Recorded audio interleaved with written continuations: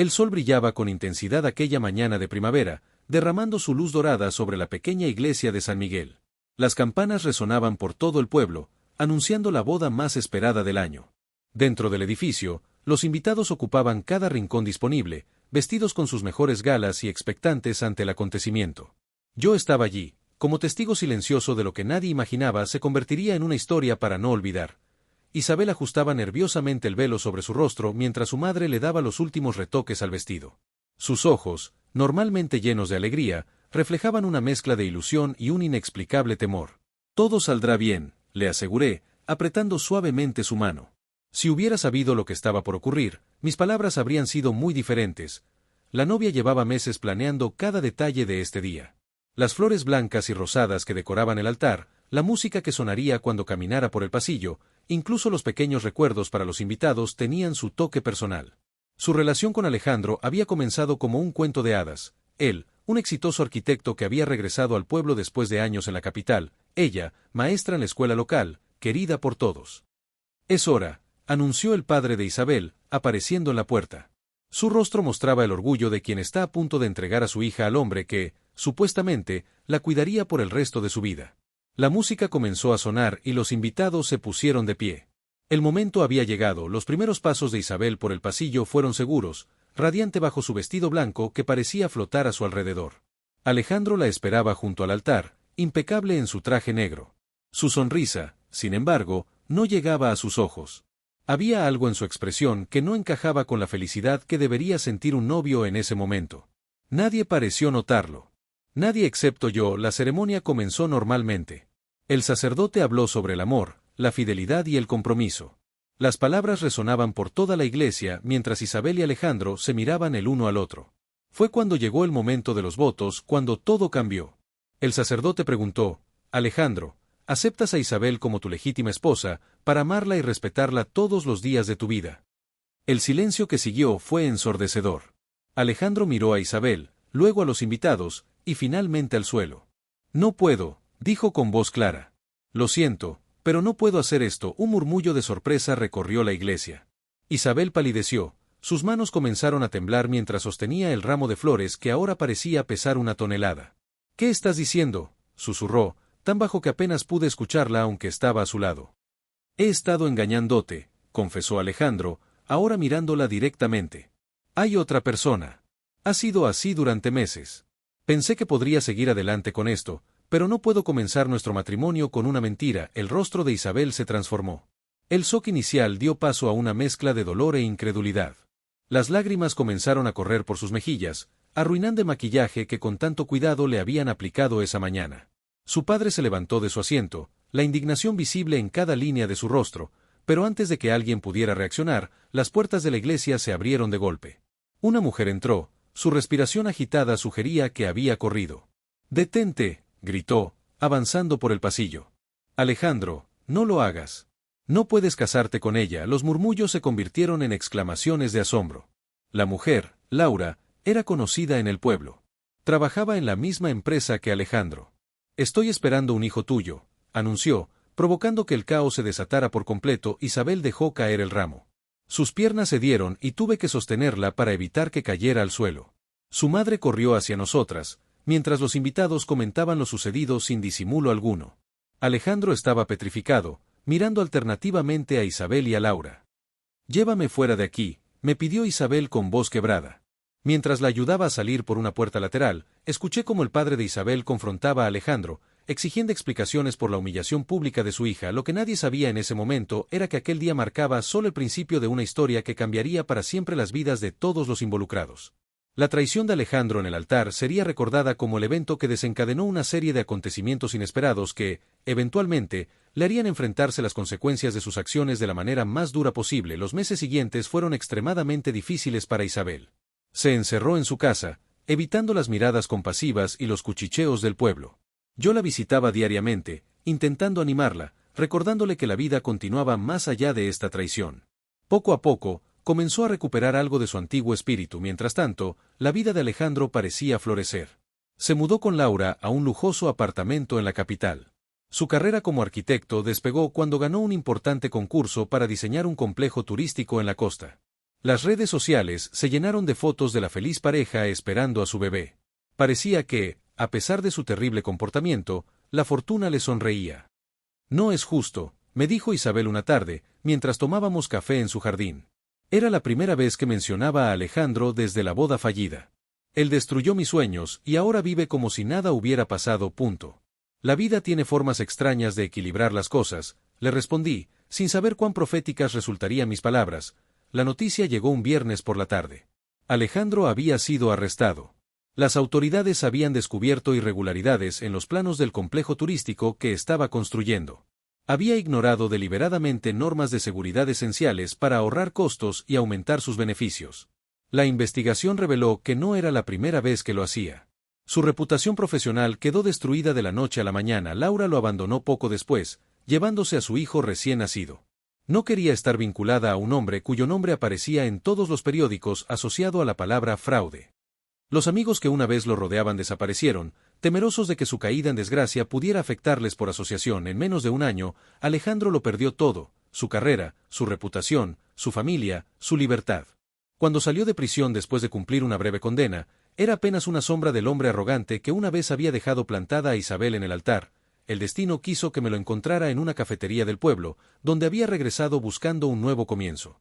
«¿Cómo está ella?», me preguntó, su voz cargada de un arrepentimiento que parecía sincero. «Feliz», le respondí con honestidad. Isabel había encontrado su camino. Había canalizado su dolor en ayudar a otros, fundando una organización que apoyaba a mujeres en situaciones vulnerables. Su trabajo le había dado un propósito y, con el tiempo, también le había traído un nuevo amor, alguien que la valoraba por quien era realmente. Alejandro asintió lentamente. «Me lo merezco», dijo, mirando su taza de café. «Todo lo que me ha pasado. La forma en que la traté, no hay excusa. Si pudiera volver atrás, pero no puedes», le interrumpí. «Las decisiones que tomamos tienen consecuencias, algunas inmediatas, otras que tardan en manifestarse. Tú elegiste tu camino aquella mañana en la iglesia». Se marchó poco después, cargando el peso de sus errores. Lo vi alejarse por la calle, cabizbajo y solitario, un hombre que había aprendido de la manera más dura que la vida tiene formas de equilibrar las cuentas. Esta historia no trata sobre venganza o justicia poética. Es un recordatorio de que nuestras acciones definen quiénes somos y el mundo que construimos a nuestro alrededor. Isabel encontró la fuerza para seguir adelante y crear algo hermoso a partir de su dolor. Alejandro tuvo que perderlo todo para comprender el valor de lo que una vez despreció, y yo, como testigo de esta historia, me pregunto a menudo, ¿qué habría pasado si aquel día, bajo el sol primaveral y las campanas de la iglesia, Alejandro hubiera tomado una decisión diferente? ¿O estaba su destino ya escrito desde el momento en que decidió vivir una mentira? El altar, pero el karma lo destruyó. A veces me pregunto si el destino es real o si simplemente necesitamos creer que existe un orden en el caos que llamamos vida. Han pasado 3 años desde aquella boda interrumpida, y aunque la herida no sangra como antes, la cicatriz permanece. Sigo visitando a Isabel regularmente, observando cómo ha transformado su dolor en propósito. ¿Crees que debería hablar con él?, me preguntó Isabel una tarde mientras caminábamos por el parque cerca de su fundación. El otoño había teñido las hojas de tonos dorados y rojizos que crujían bajo nuestros pasos. «Con Alejandro», respondí sorprendida.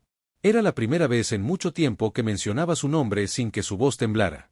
«¿Por qué querrías hacer eso?». Isabel se detuvo junto a un banco y se sentó, invitándome a hacer lo mismo. Sus ojos, que ahora habían recuperado gran parte de su brillo, miraban a la distancia. «No lo sé exactamente. No es por perdonarlo, creo que ya lo hice hace tiempo, por mi propio bien. Es más, curiosidad. Quiero entender por qué lo hizo, por qué esperó hasta ese momento para revelar la verdad». El regreso de Alejandro al pueblo había provocado diferentes reacciones. Algunos sentían lástima por su caída, otros consideraban que había recibido su merecido. La mayoría, sin embargo, simplemente seguía con sus vidas, relegándolo a una anécdota del pasado. Pero para Isabel, su presencia removía preguntas que nunca tuvieron respuesta. «Lo vi ayer», continuó Isabel. «Estaba trabajando en la ferretería de su tío. Parecía diferente. No solo físicamente, aunque ha envejecido mucho. Hay algo en su mirada que no reconocí». Recordé mi propio encuentro con él en la cafetería. El hombre arrogante que una vez conocimos había desaparecido, reemplazado por alguien que parecía cargar un peso invisible sobre sus hombros. «Si crees que te ayudará a cerrar este capítulo, deberías hacerlo», le aconsejé. Pero prepárate para la posibilidad de que sus respuestas no sean las que esperas escuchar. Isabel asintió, recogiendo una hoja caída del banco. ¿Sabes? A veces pienso en Laura y su hijo. Me pregunto cómo estarán. Esta era otra faceta de su evolución que me sorprendía. La capacidad de preocuparse por la mujer que, sin saberlo, había sido parte de su humillación pública. Isabel siempre había tenido un corazón generoso, pero la adversidad lo había expandido aún más. Lo que ninguna de las dos sabía entonces era que Laura estaba más cerca de lo que imaginábamos, enfrentando sus propias luchas en silencio. 2 días después de nuestra conversación en el parque, mientras ayudaba a la fundación de Isabel, una mujer entró tímidamente por la puerta. Llevaba a un niño pequeño de la mano, un niño con los inconfundibles ojos de Alejandro. ¿Puedo hablar con la directora?, preguntó en voz baja. Sentí que el aire abandonaba mis pulmones. Era Laura, más delgada de lo que recordaba y con profundas ojeras marcando su rostro. El tiempo no había sido amable con ella. Me pregunté si debía advertir a Isabel antes de que se encontraran, pero ya era tarde. Isabel había salido de su oficina y se había quedado inmóvil al reconocer a su visitante. El silencio que siguió parecía contener todos los gritos no pronunciados, todas las lágrimas no derramadas de aquellos años.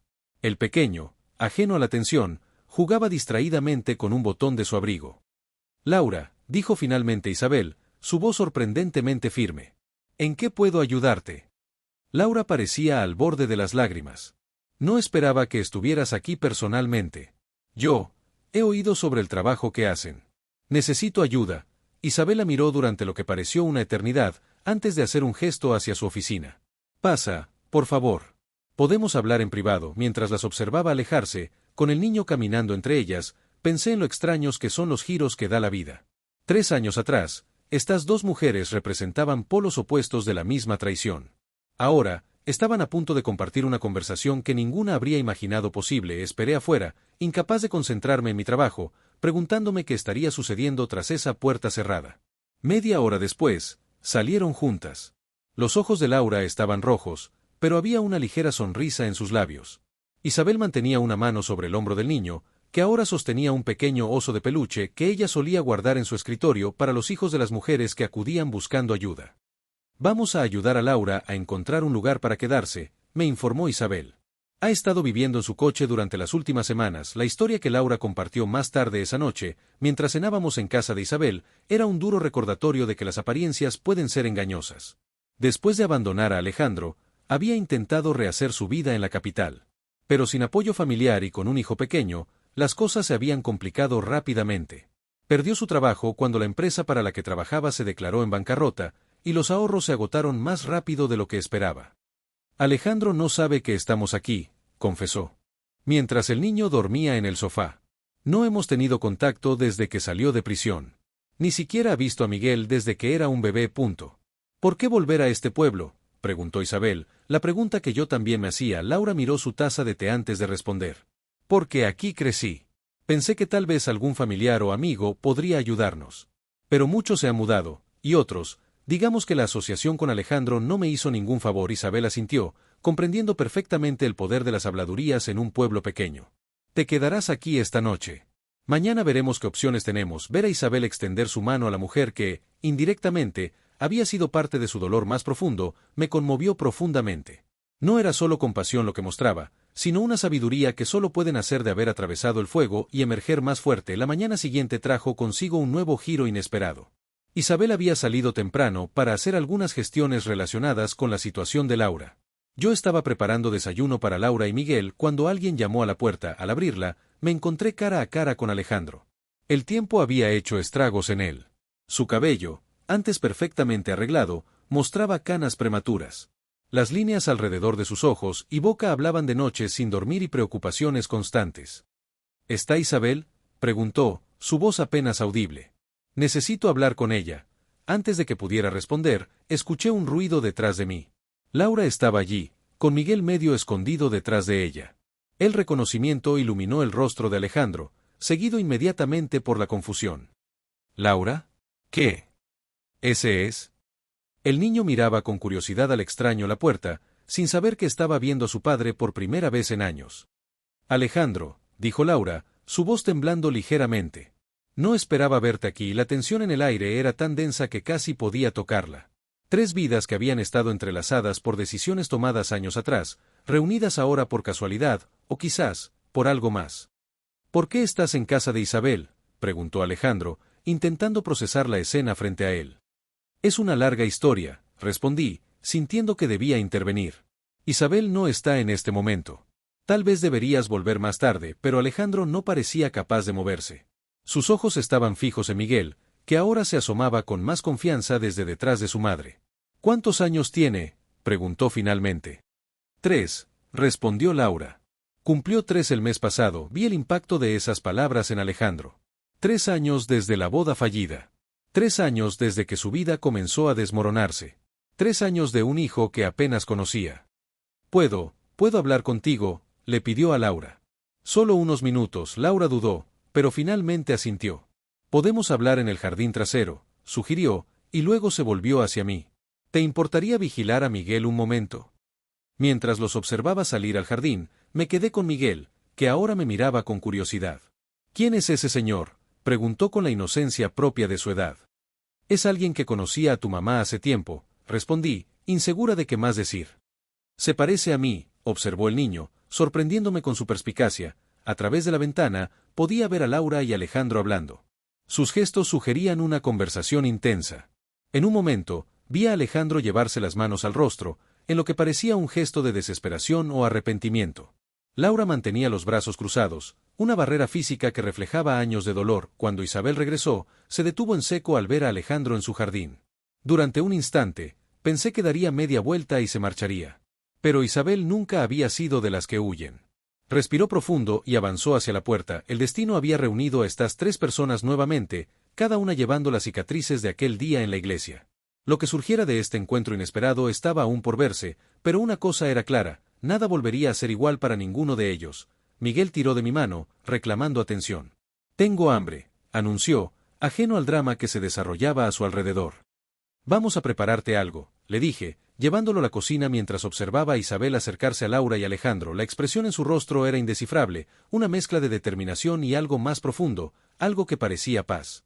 Quizás había llegado el momento para que todos enfrentaran su pasado, y tal vez, encontraran una forma de avanzar hacia un futuro que ninguno había imaginado posible. El jardín trasero de Isabel, un espacio que normalmente transmitía calma con sus rosales cuidadosamente atendidos y el pequeño estanque con peces de colores, ahora parecía contener toda la tensión del mundo mientras los 3 se miraban frente a frente.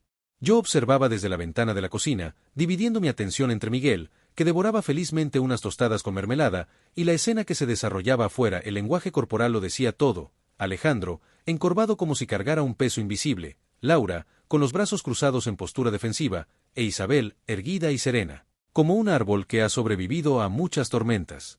No podía escuchar sus palabras, pero la intensidad de sus expresiones revelaba la profundidad de la conversación. Ese señor sigue mirándome, comentó Miguel, con la inocencia propia de su edad. Sus dedos estaban pegajosos por la mermelada, y sus ojos, tan parecidos a los de su padre, brillaban con curiosidad infantil. Las personas mayores a veces tienen conversaciones complicadas, le expliqué, limpiando sus manos con una servilleta.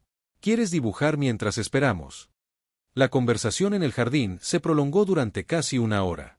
En un momento, vi a Isabel hacer un gesto invitándolos a entrar. Los 3 caminaron hacia la casa, manteniendo una distancia prudente entre ellos, como planetas conscientes de la gravedad del otro pero resistiéndose a caer en su órbita. Cuando entraron a la cocina, el silencio era casi tangible. Miguel rompió la tensión corriendo hacia su madre, mostrándole orgulloso el dibujo que había hecho, 4 figuras palito bajo un sol sonriente. ¿Quiénes son?, preguntó Laura, agachándose para estar a su altura. Somos nosotros, explicó Miguel señalando cada figura. Tú, yo, la señora Isabel y él, añadió, apuntando tímidamente hacia Alejandro. La simplicidad infantil con la que Miguel había captado la complejidad de la situación nos dejó a todos sin palabras. Era como si, a través de sus ojos, pudiera verse una posibilidad que ninguno de los adultos había considerado. Miguel, dijo finalmente Isabel, con suavidad. ¿Te gustaría ver los peces del estanque mientras los adultos hablamos un poco más? El niño asintió entusiasmado, y yo me ofrecí a acompañarlo. Mientras salíamos, escuché a Isabel decir, lo que pasó hace 3 años nos marcó a todos, pero quizás es hora de encontrar una forma de avanzar, por el bien de ese niño. Los días siguientes trajeron un cambio sutil pero innegable en la dinámica. Isabel había ofrecido a Laura y Miguel quedarse en su casa hasta que encontraran un lugar permanente. Alejandro, mientras tanto, comenzó a visitar regularmente, primero con la excusa de ayudar con algunas reparaciones en la casa, luego abiertamente para pasar tiempo con su hijo. Ver a Alejandro interactuar con Miguel era como presenciar el despertar de un hombre que había estado dormido durante años. La torpeza inicial dio paso a una conexión genuina, alimentada por la curiosidad natural del niño y la desesperada necesidad de redención del padre. Nunca pensé que podría sentir esto, me confesó Alejandro una tarde, mientras observábamos a Miguel perseguir mariposas en el jardín. Durante tanto tiempo me concentré en el éxito, el dinero, la imagen, y ahora todo lo que me importa es la sonrisa de un niño que apenas me conoce. Es tu hijo, respondí simplemente. Lo sé, pero no lo merezco. No merezco su amor incondicional después de haberlo abandonado. No merezco que Laura me permita ser parte de su vida. Y ciertamente no merezco la generosidad de Isabel. Esta era quizás la mayor sorpresa, la relación entre Isabel y Laura. De extrañas unidas por la traición de un hombre habían pasado a desarrollar algo parecido a una amistad, forjada en el fuego compartido de las decepciones y sostenida por la fuerza que ambas habían encontrado en sus respectivas luchas. Sin embargo, bajo la superficie de esta aparente calma, corrientes más profundas y turbulentas amenazaban con emerger. El pueblo entero comentaba sobre esta extraña situación. Los rumores volaban, que Isabel planeaba alguna elaborada venganza, que Laura había regresado para recuperar a Alejandro, que el niño ni siquiera era hijo de él. La maldad humana encontraba en esta inusual circunstancia el perfecto caldo de cultivo. Una mañana, aproximadamente 2 semanas después del reencuentro, Isabel llegó a su fundación visiblemente alterada. Había recibido llamadas anónimas durante la noche, voces que la insultaban y cuestionaban su cordura por ayudar a quienes le habían causado tanto dolor. No me importa lo que digan de mí, me dijo mientras preparábamos los materiales para un taller. Pero están involucrando a Miguel. Una madre en la escuela se negó a que su hijo jugara con él, diciendo que venía de una familia disfuncional. Tiene 3 años, por Dios. No merece cargar con los errores de sus padres. La indignación en su voz revelaba algo importante. Isabel había desarrollado un vínculo real con Miguel. Lo protegía con la fiereza de alguien que conoce el dolor profundo y haría cualquier cosa para evitar que un niño inocente lo experimentara. La tensión alcanzó un nuevo nivel cuando el padre de Isabel, don Ricardo, se presentó en la casa sin previo aviso. No había hablado con su hija desde que supo que estaba alojando a Laura y Miguel. Su rostro, normalmente amable, estaba endurecido por la desaprobación. «Has perdido completamente el juicio», fueron sus primeras palabras apenas Isabel abrió la puerta. «Todo el pueblo habla de cómo estás humillándote, viviendo bajo el mismo techo que la mujer que destruyó tu boda y el hijo del hombre que te dejó plantada en el altar». Isabel intentó mantener la calma, pero el dolor en sus ojos era evidente. «Papá, por favor. No es como piensas. Hay un niño inocente involucrado. Un niño que no es tu responsabilidad», exclamó don Ricardo. «Isabel, siempre has tenido un corazón demasiado grande, pero esto va más allá de la bondad. Es autodestrucción». Laura, que había escuchado la conversación desde la cocina, apareció con Miguel de la mano. «Señor, lamento mucho haber causado problemas entre usted y su hija. Nosotros nos iremos hoy mismo». La tensión era palpable. Miguel miraba confundido a los adultos, sintiendo la hostilidad pero sin comprender su origen. Isabel estaba a punto de responder cuando el timbre sonó nuevamente. Esta vez era Alejandro. Venía sonriendo, sosteniendo un pequeño regalo envuelto para Miguel, pero su expresión cambió al captar la escena frente a él. Ver al padre de Isabel, al hombre que lo había defendido y confiado en él antes de la boda, lo dejó momentáneamente paralizado. «Tú», dijo don Ricardo, su voz temblorosa de rabia contenida. «Tienes el descaro de presentarte aquí, en la casa de mi hija, después de lo que le hiciste. Papá, basta», intervino Isabel. «Esto es entre nosotros. No necesitamos hacer una escena delante del niño», pero era demasiado tarde. Miguel había comenzado a llorar, asustado por las voces elevadas y la tensión evidente. Laura lo abrazó protectoramente, lanzando una mirada de reproche a los presentes. «Esto es exactamente lo que quería evitar», dijo Isabel, su voz quebrándose finalmente. «Todos estamos tan concentrados en el pasado, en el dolor y el rencor, que no vemos lo que estamos haciendo en el presente». Sus palabras parecieron tener un efecto calmante, como si hubiera puesto en palabras algo que todos sentían pero nadie se atrevía a expresar. Alejandro fue el primero en romper el silencio que siguió. «Señor Ricardo, no espero su perdón. Lo que hice fue imperdonable. Pero estoy intentando ser mejor, por mi hijo, por mí mismo. Isabel ha mostrado una generosidad que no merezco, permitiéndome formar parte de la vida de Miguel a pesar de nuestro pasado». Don Ricardo miró a su hija, luego al niño que sollozaba en brazos de su madre, y finalmente a Alejandro. La ira en sus ojos dio paso lentamente a algo más complejo, una mezcla de dolor, resignación y, quizás, un atisbo de comprensión. Isabel siempre fue la más fuerte de todos nosotros, dijo finalmente. Si ella ha encontrado en su corazón la capacidad de perdonar, ¿quién soy yo para interponerme? El momento de calma que siguió fue interrumpido por el sonido del teléfono de Isabel. La vi palidecer mientras escuchaba el mensaje. Cuando colgó, sus manos temblaban. Era del hospital, anunció. Carlos tuvo un accidente. Carlos, el actual compañero de Isabel, llevaba varias semanas fuera del pueblo por trabajo. Su relación, aunque relativamente nueva, había sido un pilar fundamental en la recuperación emocional de Isabel después de la fallida boda. Tengo que ir, dijo Isabel, ya buscando sus llaves. Está en cuidados intensivos. La noticia pareció desvanecer instantáneamente todas las tensiones previas, reemplazándolas por una preocupación genuina. Incluso don Ricardo, que nunca había sido particularmente cercano a Carlos, se ofreció a acompañarla. No, papá. Necesito hacer esto sola, respondió Isabel. Pero, ¿podrías quedarte aquí? No quiero que Laura y Miguel estén solos con todo lo que está pasando. La petición sorprendió a todos, especialmente a don Ricardo, que asintió tras un momento de vacilación. Alejandro también se ofreció a ayudar, pero Isabel ya estaba saliendo por la puerta, pálida y visiblemente alterada. Las horas que siguieron transcurrieron en un extraño limbo. La casa que había sido escenario de tantas emociones intensas ahora estaba sumida en una espera ansiosa. Laura preparó la cena, don Ricardo jugó torpemente con Miguel, y Alejandro se mantuvo en un rincón, como si no estuviera seguro de su lugar en esta improvisada familia. Yo me quedé, incapaz de marcharme mientras mi amiga enfrentaba sola lo que podría ser otra devastadora pérdida. Cuando finalmente llegó la llamada de Isabel, ya era medianoche. Su voz sonaba hueca, distante. Carlos está estable, pero en coma, informó. Los médicos no saben si despertará. Me quedaré aquí esta noche. Antes de colgar, añadió algo que me heló la sangre. No fue un accidente. Alguien cortó los frenos de su coche.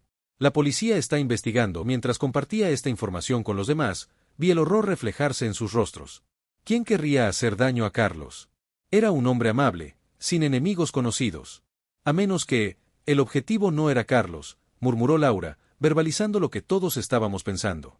Era Isabel. La realización cayó sobre nosotros como un manto frío.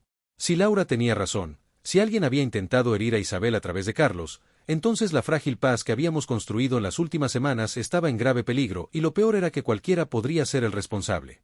El pueblo estaba lleno de personas que desaprobaban la inusual situación en casa de Isabel, que consideraban su perdón como una debilidad, que tal vez querían protegerla de una manera retorcida, o quizás la respuesta era más cercana, más personal. Las miradas de sospecha comenzaron a circular en la habitación. La confianza, tan difícilmente construida, amenazaba con desmoronarse bajo el peso de esta nueva amenaza. Mientras el reloj marcaba la 1 de la madrugada, la pregunta que nadie se atrevía a formular flotaba en el aire. ¿Quién, entre todos nosotros, tenía más razones para desear que Isabel sufriera una vez más? El amanecer llegó con una luz grisácea que se filtraba por las ventanas, encontrándonos a todos en diversos estados de vigilia. Nadie había dormido realmente. La preocupación por Isabel y Carlos, mezclada con la inquietante revelación sobre el sabotaje del coche, había mantenido nuestra mente en constante alerta. Don Ricardo se había instalado en el sillón, donde ahora contemplaba su taza de café como si contuviera respuestas en lugar de un líquido amargo y frío. Laura había conseguido que Miguel durmiera finalmente, pero sus ojos enrojecidos revelaban que ella no había tenido la misma suerte. Alejandro había salido al porche en algún momento de la madrugada y seguía allí, inmóvil como una estatua, mirando hacia la carretera que llevaba al hospital. Yo revisaba constantemente mi teléfono, esperando noticias de Isabel. Finalmente, poco después de las 8, recibí un mensaje: Carlos sigue igual. La policía quiere hablar con todos. Vuelvo en 1 hora. Cuando compartí el mensaje con los demás, un pesado silencio cayó sobre la habitación. La mención de la policía parecía confirmar nuestros peores temores. Esto no era un accidente, y alguien, posiblemente alguien cercano, era responsable. Deberíamos despertar a Miguel y prepararle el desayuno, dijo finalmente Laura, como si centrarse en lo cotidiano pudiera alejar el peligro que parecía acecharnos. Yo me encargo, se ofreció don Ricardo, sorprendiéndonos a todos.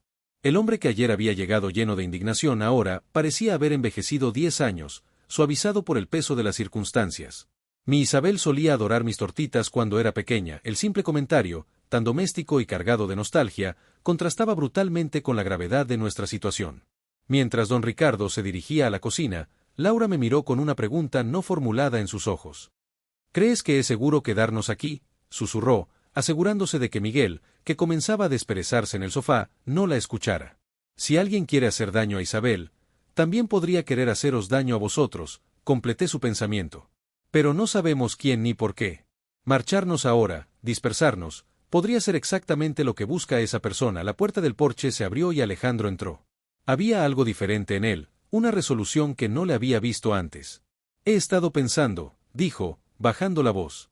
¿Y si esto tiene que ver con mis antiguos negocios? Hice enemigos cuando estuve en la cárcel, personas poderosas que perdieron millones con mi caída, era una posibilidad que no habíamos considerado. Si Alejandro tenía razón, el peligro era aún mayor de lo que imaginábamos. Debería marcharme, continuó. Alejarme de todos vosotros. Si me están buscando a mí. No, lo interrumpió Laura con firmeza. No voy a dejar que desaparezcas de la vida de Miguel otra vez. Ya ha perdido suficiente. El sonido de un coche acercándose interrumpió la conversación. Por la ventana, vi el familiar vehículo de Isabel estacionando frente a la casa. Sin embargo, no venía sola. Un hombre con chaqueta y expresión seria la acompañaba. Es el inspector Suárez, murmuró don Ricardo, que había regresado de la cocina. Fue compañero mío en la policía antes de que me jubilara. Isabel entró primero, con el rostro marcado por el cansancio y la preocupación. Nos presentó al inspector, quien nos informó que necesitaba hablar con cada uno de nosotros individualmente. Mientras don Ricardo preparaba el desayuno para Miguel en la cocina, el resto nos reunimos en la sala. Carlos está estable pero crítico, explicó Isabel, su voz apenas un susurro. Los médicos dicen que las próximas 48 horas serán decisivas. Isabel, intervino el inspector con tono profesional pero amable, ¿hay algún lugar donde podamos hablar en privado? Ella asintió y lo condujo a su pequeño despacho. Mientras tanto, el resto permanecimos en un incómodo silencio, cada uno perdido en sus propios pensamientos. Media hora después, el inspector salió y pidió hablar conmigo. En el despacho, Suárez me hizo preguntas sobre los últimos días, las visitas a la casa, cualquier comportamiento extraño que hubiera notado. Respondí lo mejor que pude, consciente de que cualquier detalle podría ser importante. ¿Había tensiones entre Isabel y Carlos?, preguntó finalmente. No, respondí sin dudar. Se querían. Carlos ha sido un apoyo fundamental para Isabel desde que se conocieron. ¿Y qué opina él de la presencia de Laura y el niño? Del regreso de Alejandro a sus vidas. La pregunta me tomó por sorpresa. No había considerado cómo se sentía Carlos respecto a toda esta situación.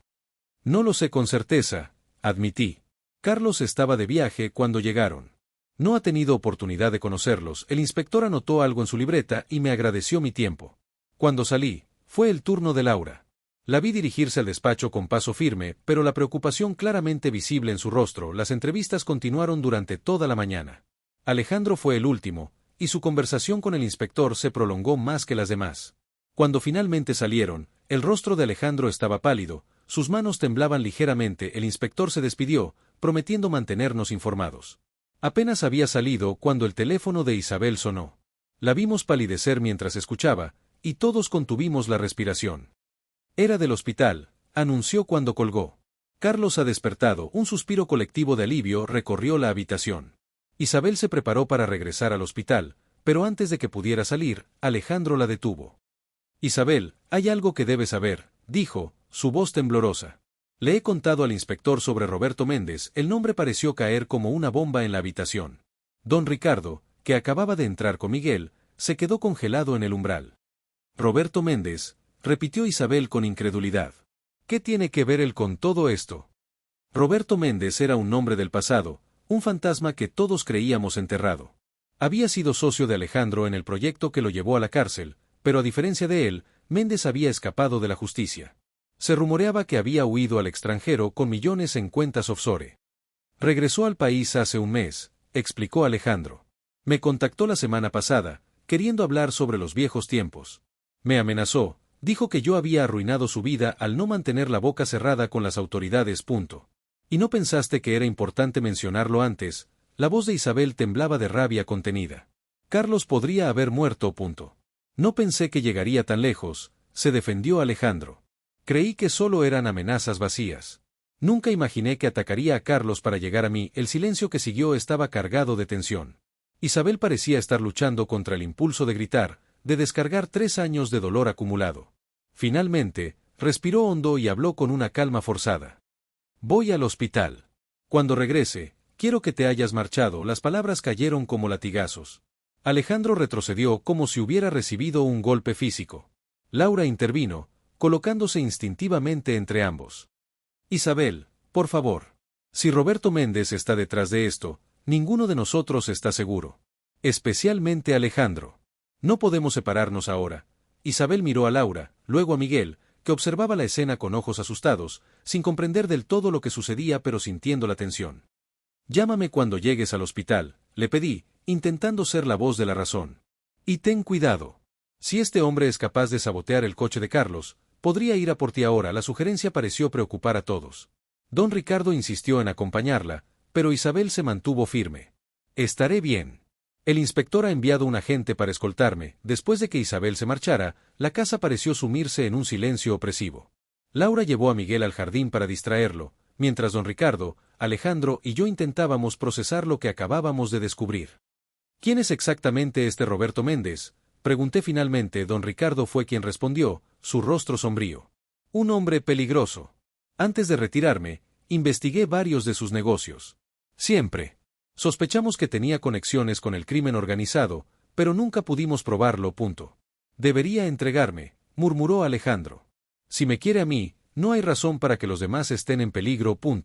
Eso no detendrá a alguien como Méndez, respondió don Ricardo. Si busca venganza, no se conformará solo contigo. Querrá destruir todo lo que te importa. Las palabras del expolicía nos dejaron helados. La amenaza que enfrentábamos era mucho más grave de lo que habíamos imaginado inicialmente. El resto del día transcurrió en una extraña calma tensa. Isabel llamó para informar que Carlos estaba estable y consciente, pero débil. Los médicos eran optimistas respecto a su recuperación. Sin embargo, incluso esta buena noticia no logró disipar la oscura nube que parecía haberse instalado sobre nosotros. Esa noche, después de que Miguel se durmiera, los adultos nos reunimos en la cocina. Don Ricardo, haciendo honor a su pasado como policía, tomó naturalmente el control de la situación. Necesitamos un plan, declaró. No podemos simplemente esperar a que Méndez ataque de nuevo. La policía está buscándolo, señalé. El inspector Suárez parecía tomarse muy en serio la amenaza. Méndez es escurridizo, respondió don Ricardo. Si ha conseguido evadir a la justicia durante 3 años, no será fácil encontrarlo ahora. Alejandro, que había permanecido en silencio durante gran parte de la conversación, levantó la mirada. Hay algo más que deben saber, dijo, su voz apenas audible. Méndez no me contactó por casualidad. Yo lo busqué primero. El silencio que siguió a esta confesión fue ensordecedor. Laura fue la primera en romperlo. ¿Por qué harías algo así?, preguntó, la incredulidad evidente en su voz. Por Miguel, respondió Alejandro. Méndez se llevó la mayor parte del dinero cuando huyó. Pensé que si lo encontraba, podría convencerlo de devolverme algo. Para darle a Miguel el futuro que merece, para ayudar a Laura. La revelación añadía una nueva capa de complejidad a nuestra situación. No era solo una venganza lo que Méndez buscaba, era silenciar a alguien que podría exponer su paradero y sus millones ocultos. El teléfono de don Ricardo sonó, sobresaltándonos a todos. Por su expresión mientras escuchaba, supimos que no eran buenas noticias. Era Suárez, anunció cuando colgó. Han encontrado un coche sospechoso cerca del hospital. Creen que Méndez podría estar vigilando, esperando a Isabel. Laura ahogó un grito. Tenemos que advertirle, dijo, ya buscando su teléfono. No contesta, informó don Ricardo. Suárez ha enviado agentes a buscarla, pero no necesitó terminar la frase. El miedo se apoderó de todos nosotros ante la posibilidad de que Isabel estuviera en peligro inminente. Voy al hospital, declaró Alejandro, poniéndose de pie. Esto es mi culpa. No dejaré que Isabel pague por mis errores. No irá solo, dijo don Ricardo, sorprendiéndonos una vez más con su cambio de actitud hacia el hombre que tanto había despreciado. Conozco a Méndez. Sé cómo piensa. Yo me quedaré con Miguel, me ofrecí, mirando a Laura. Sabía que ella también querría ir, por razones que iban más allá de la preocupación por Isabel. Mientras los 3 se preparaban para salir, no pude evitar pensar en cómo habíamos llegado a este punto. Lo que comenzó como una traición en el altar había evolucionado hacia algo mucho más complejo y peligroso.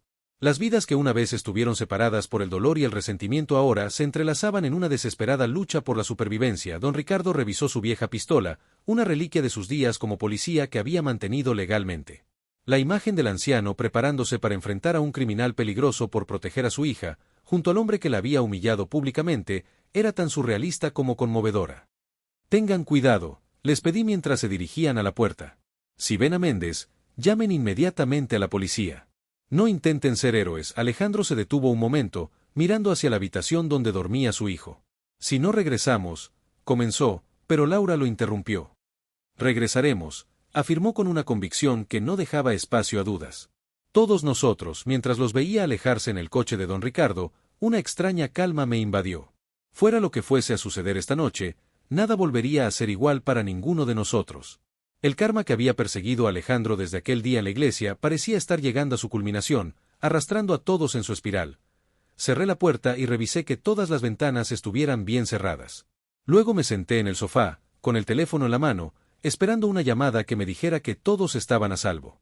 El reloj de la pared marcaba las 11 de la noche, y cada tic-tac parecía amplificarse en el silencio de la casa. De repente, un ruido en la parte trasera me puso en alerta. Podría haber sido el viento, o un animal nocturno, pero algo en mi interior me decía que no era así. Con el corazón latiendo aceleradamente, me acerqué a la habitación donde dormía Miguel. El niño descansaba plácidamente, ajeno al peligro que nos acechaba. Otro ruido, esta vez más claro. Alguien intentaba forzar la puerta trasera. Con manos temblorosas, marqué el número de emergencias mientras buscaba algo que pudiera servir como arma. La operadora respondió, y en susurros le expliqué la situación, dándole la dirección y suplicando que enviaran ayuda rápidamente. El sonido de cristal rompiéndose me confirmó lo que ya sabía: no estábamos solos en la casa. Y si mis sospechas eran correctas, quien acababa de entrar no era otro que Roberto Méndez, el hombre dispuesto a destruir todo lo que Alejandro amaba. La verdadera confrontación, el momento que determinaría el destino de todos nosotros, estaba a punto de comenzar. Con el teléfono aún en la mano, tomé la decisión más rápida que pude. Corrí hacia Miguel, lo levanté de la cama aún dormido y me encerré con él en el baño, el único lugar de la casa con cerradura y sin ventanas. El pequeño se despertó confundido, pero tuve la presencia de mente para cubrirle la boca suavemente antes de que pudiera hacer ruido. Miguel, cariño, estamos jugando al escondite, susurré con una calma que estaba lejos de sentir. Tenemos que estar muy callados para que no nos encuentren. Vale. Sus ojos, tan parecidos a los de Alejandro, me miraron con una mezcla de somnolencia y curiosidad. Asintió, captando intuitivamente que algo no iba bien, pero confiándome lo suficiente como para seguir mis instrucciones. Los pasos en la casa se hacían cada vez más audibles. Quien fuera que hubiera entrado, ya no se preocupaba por ser silencioso. Escuché cómo se movían objetos, cómo se abrían puertas, buscándonos. La operadora del teléfono de emergencia seguía en línea, asegurándome en susurros que la ayuda estaba en camino, pero que tardaría al menos 10 minutos. No tenemos 10 minutos, pensé con desesperación. De repente, los pasos se detuvieron frente a la puerta del baño. Mi corazón parecía querer salirse de mi pecho. Miguel, sintiendo mi terror, se aferró a mí con fuerza. Sé que están ahí dentro, dijo una voz masculina, fría y calculadora. Abran la puerta y nadie saldrá herido. Contuve la respiración, negándome a responder. Quizás, si guardábamos silencio, pensaría que nos habíamos escapado de alguna manera, que la casa estaba vacía. Tengo un mensaje para Alejandro, continuó la voz. Y ustedes me van a ayudar a entregárselo. Especialmente el niño. Al escuchar la mención de Miguel, algo en mi interior se encendió. No era rabia, ni siquiera miedo. Era una resolución inquebrantable, un instinto protector que superaba cualquier preocupación por mi propia seguridad. La policía está en camino, dije, intentando que mi voz sonara firme. Váyase ahora y quizás tenga tiempo de escapar. Una risa seca fue la respuesta. ¿Crees que me asusta la policía? He estado jugando al gato y al ratón con ellos durante 3 años. Para cuando lleguen, ya habremos terminado nuestro asunto. Escuché un sonido metálico contra la cerradura. Estaba intentando forzarla. La cerradura del baño era simple, no resistiría mucho tiempo. Miré desesperadamente a mi alrededor, buscando cualquier cosa que pudiera servirnos como defensa. Mis ojos se posaron en el pequeño armario del lavabo. Recordé que Isabel guardaba allí algunos productos de limpieza. Tal vez, con movimientos rápidos pero silenciosos, abrí el armario y encontré lo que buscaba: un bote de lejía y otro de amoníaco. No era mucho, pero quizás podría crear una distracción. Miguel, susurré, cuando abra la puerta, quiero que corras lo más rápido que puedas y te escondas en el armario grande del pasillo, ¿entiendes?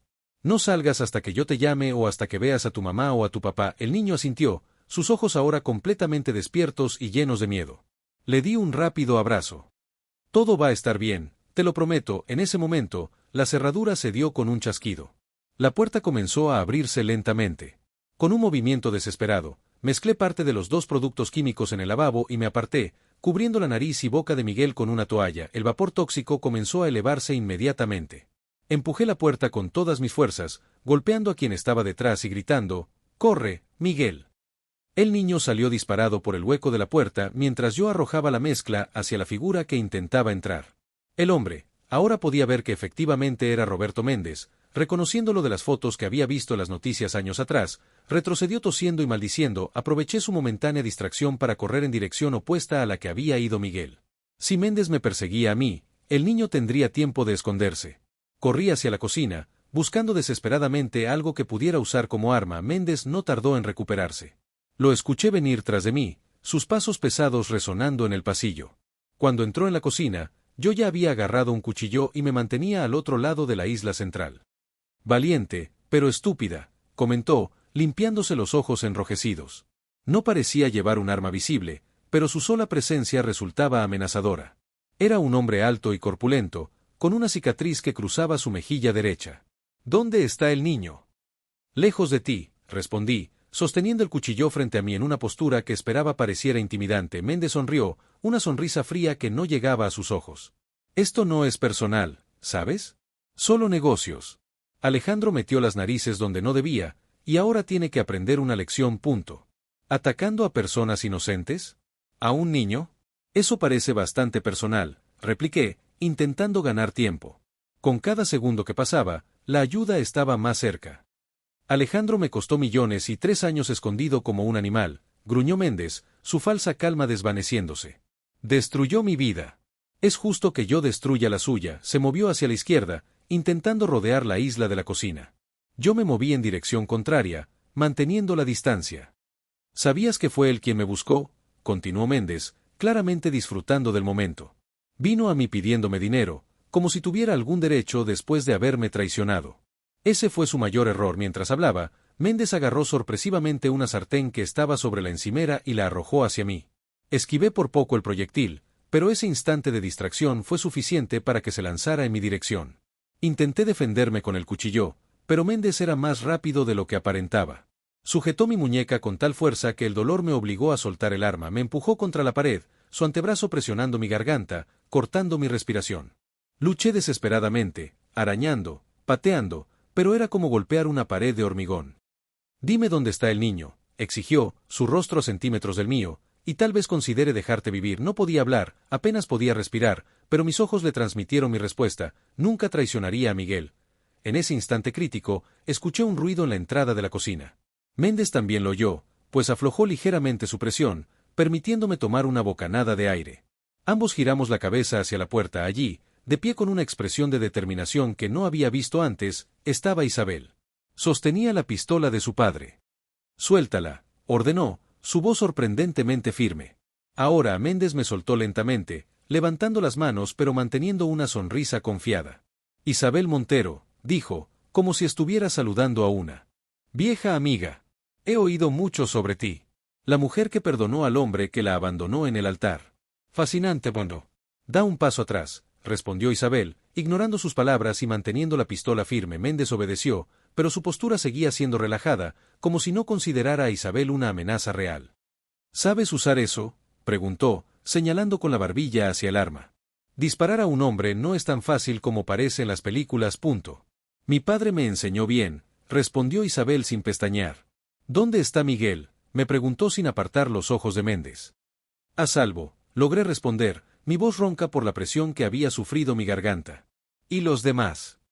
«En el hospital con Carlos». Me adelanté cuando recibimos tu llamada. La mención del hospital pareció despertar algo en Méndez. «Ah, Carlos. Tu nuevo novio. ¿Cómo está?». Lamento que los frenos fallaran, pero ya sabes cómo son estas cosas mecánicas, tan impredecibles. La rabia cruzó el rostro de Isabel, pero mantuvo la compostura. «La policía está en camino», dijo. «Se acabó, Méndez. «Eso es lo que tú crees», respondió él, y en un movimiento tan rápido que apenas pude registrarlo, sacó un pequeño revólver que llevaba oculto en el tobillo. Lo que sucedió a continuación pareció transcurrir a cámara lenta. Méndez apuntó su arma hacia mí, Isabel gritó una advertencia y disparó. El estruendo del disparo fue ensordecedor en el espacio cerrado de la cocina.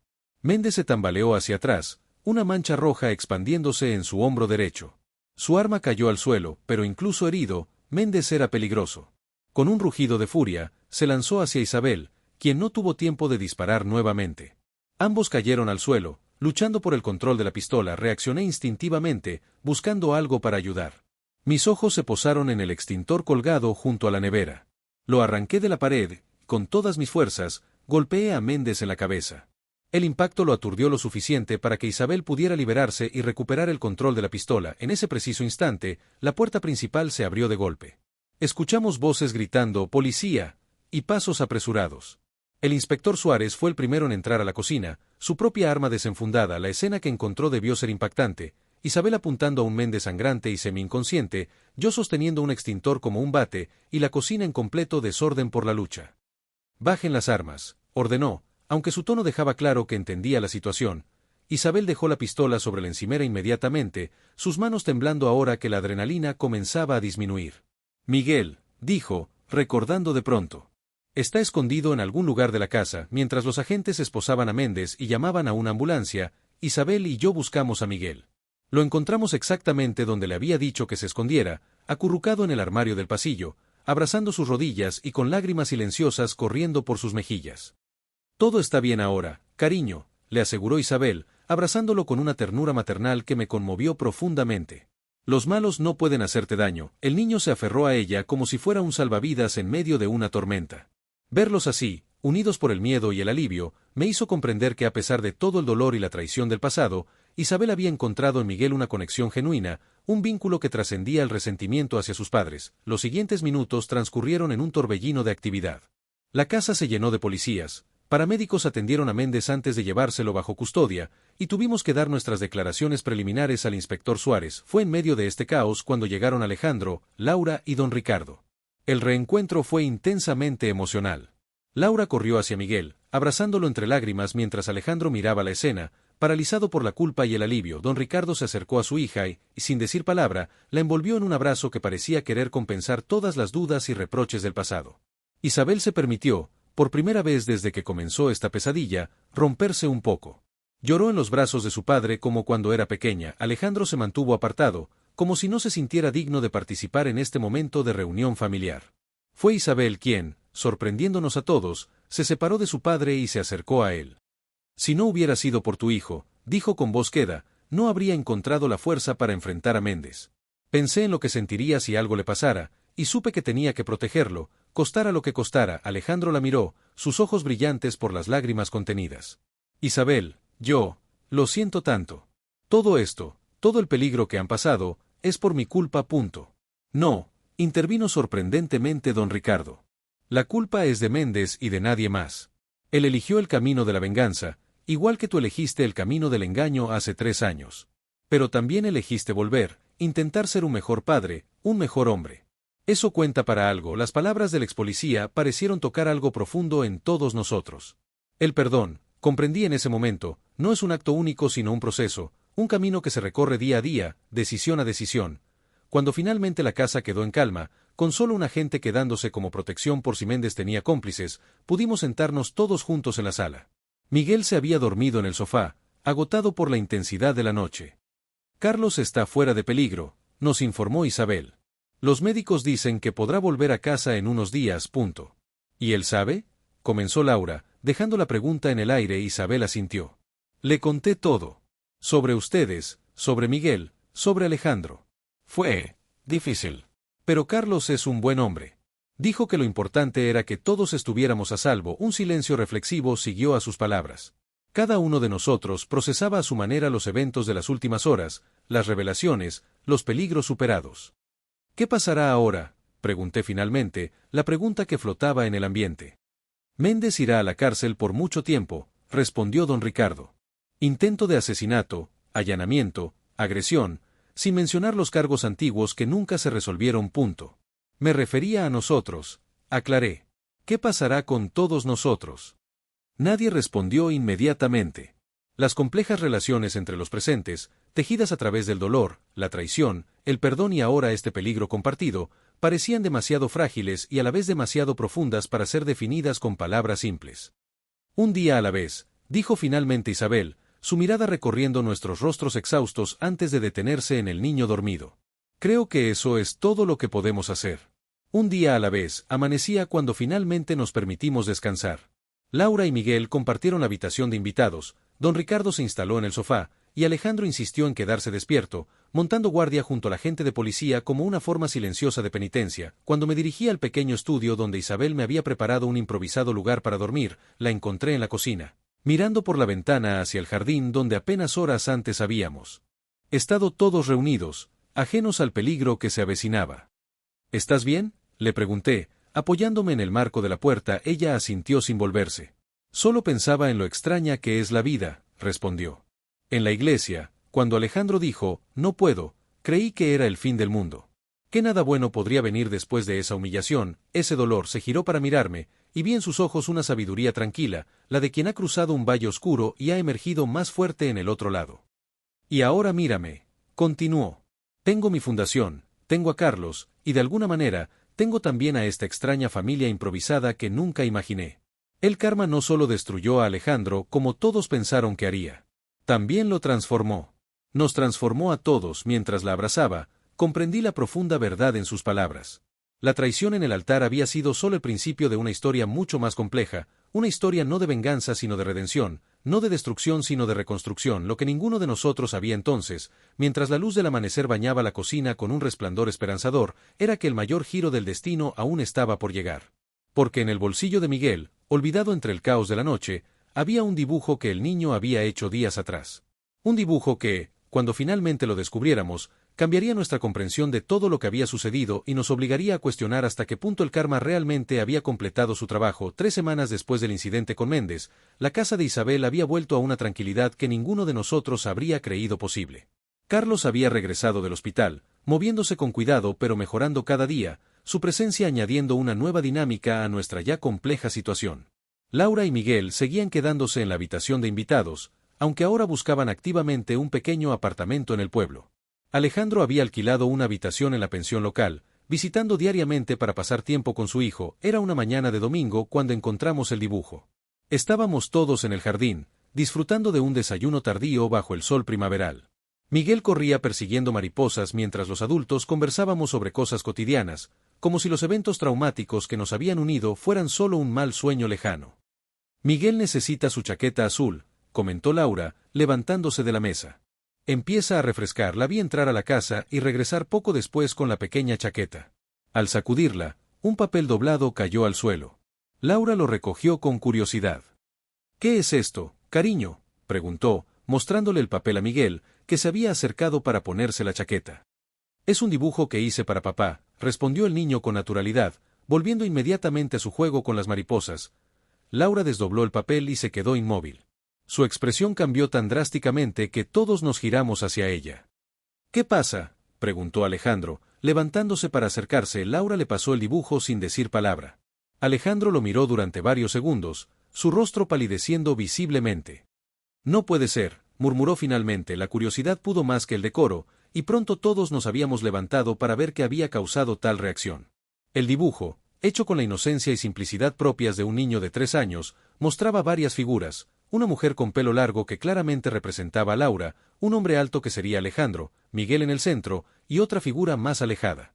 Un hombre con una marca en la cara que parecía ser una cicatriz. Méndez, susurró don Ricardo, verbalizando lo que todos estábamos pensando. Isabel miró a Miguel, que seguía jugando ajeno a la conmoción que había causado. ¿Cuándo hiciste este dibujo, cielo?, preguntó con suavidad. Antes, respondió el niño vagamente, la respuesta típica de un niño pequeño para quien el tiempo es un concepto fluido. «¿Pero cuándo viste a este hombre?», insistió Laura, arrodillándose para estar a la altura de su hijo y mostrándole la figura con la cicatriz. Miguel pareció pensar un momento. «Vino a vernos cuando estábamos en el otro lugar», dijo finalmente. Antes de venir a casa de Isabel, Laura y Alejandro intercambiaron miradas de asombro. «Nunca te llevé cerca de Méndez», afirmó Alejandro. «Ni siquiera yo lo había visto en persona desde hace años. Estábamos en el parque», continuó Miguel, su voz infantil contrastando con la gravedad del momento. El hombre de la cara rota le dio a mamá un sobre, y ella lloró mucho después. Todas las miradas se dirigieron ahora hacia Laura, que parecía haberse quedado sin aliento. Laura, la voz de Alejandro tenía un filo que nunca antes le había escuchado. ¿De qué está hablando Miguel? Laura se levantó lentamente, sus ojos llenos de un miedo que no tenía nada que ver con Méndez, sino con la verdad que estaba a punto de salir a la luz. Yo no sabía quién era, comenzó, su voz apenas un susurro. Te lo juro. Me abordó en el parque unas semanas antes de venir aquí. Dijo que tenía información sobre ti, que sabía que estabas en problemas económicos. Me ofreció dinero para venir a buscarte, para reunir a la familia, punto. Aceptaste dinero de un extraño para traer a nuestro hijo al pueblo. La incredulidad en la voz de Alejandro era palpable. No sabía que era peligroso, se defendió Laura, lágrimas comenzando a correr por sus mejillas. Parecía un empresario normal. Dijo que era un viejo amigo tuyo que quería ayudarte anónimamente. Después, cuando lo vi en las noticias tras el ataque a Carlos, me di cuenta, pero tenía tanto miedo de que me culparan, de que pensaran que era su cómplice, completó don Ricardo, su instinto policial activándose.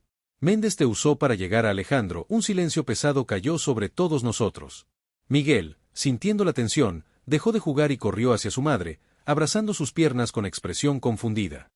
Deberíamos informar a la policía, dijo finalmente Carlos, que había permanecido en silencio hasta entonces. Esto podría ser importante para el caso contra Méndez. Laura pareció aterrorizarse ante la idea. Me arrestarán. Me separarán de Miguel. No necesariamente, intervino don Ricardo. Fuiste manipulada, no cómplice voluntaria. Pero ocultar esta información no te ayudará si sale a la luz de otra manera. Isabel, que había estado inusualmente callada, se acercó a Laura.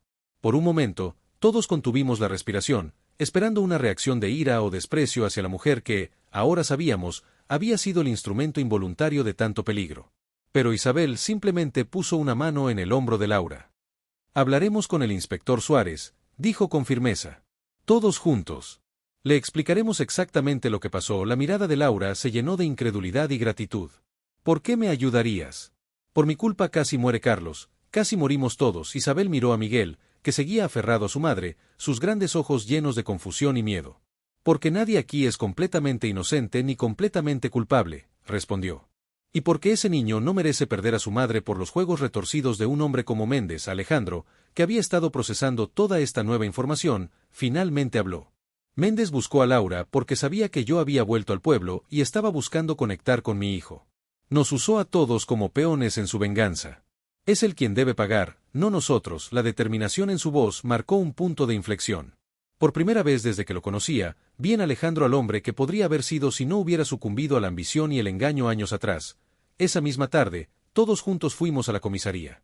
El inspector Suárez escuchó pacientemente la historia completa, tomando notas detalladas y tratando a Laura con una compasión profesional que pareció aliviar parte de su ansiedad. Esto fortalece considerablemente nuestro caso contra Méndez, explicó Suárez cuando terminamos.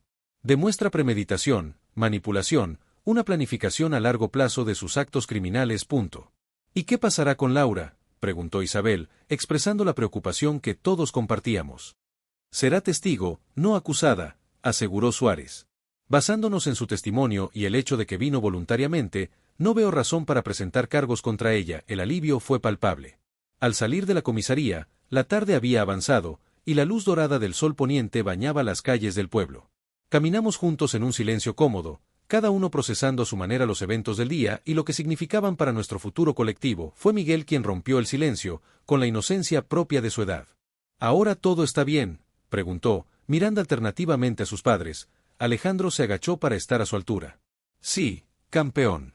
Ahora todo está bien. La simplicidad de la respuesta pareció satisfacer al niño, que sonrió y continuó caminando, tomando las manos de sus padres. La imagen de los tres juntos, caminando bajo la luz dorada del atardecer, fue poderosa en su simbolismo. Las semanas siguientes trajeron cambios significativos. Laura encontró un pequeño apartamento a pocas calles de la casa de Isabel, y con la ayuda de todos, lo convirtió rápidamente en un hogar acogedor para ella y Miguel. Alejandro consiguió un trabajo en una pequeña empresa de construcción local, aplicando sus conocimientos de arquitectura de una manera honesta y sencilla que parecía otorgarle una satisfacción que nunca había encontrado en sus ambiciosos proyectos anteriores. Carlos se recuperó completamente, y su relación con Isabel floreció bajo la luz de la adversidad superada.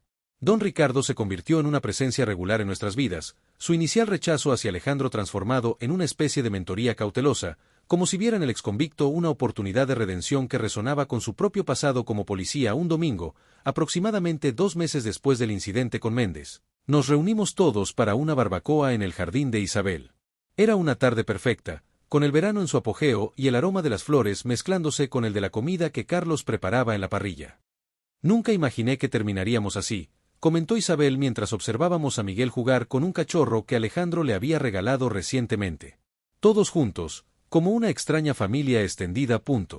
La vida tiene formas curiosas de corregir su curso, respondí, recordando mi propia incredulidad cuando Laura y Miguel aparecieron por primera vez en la puerta de Isabel.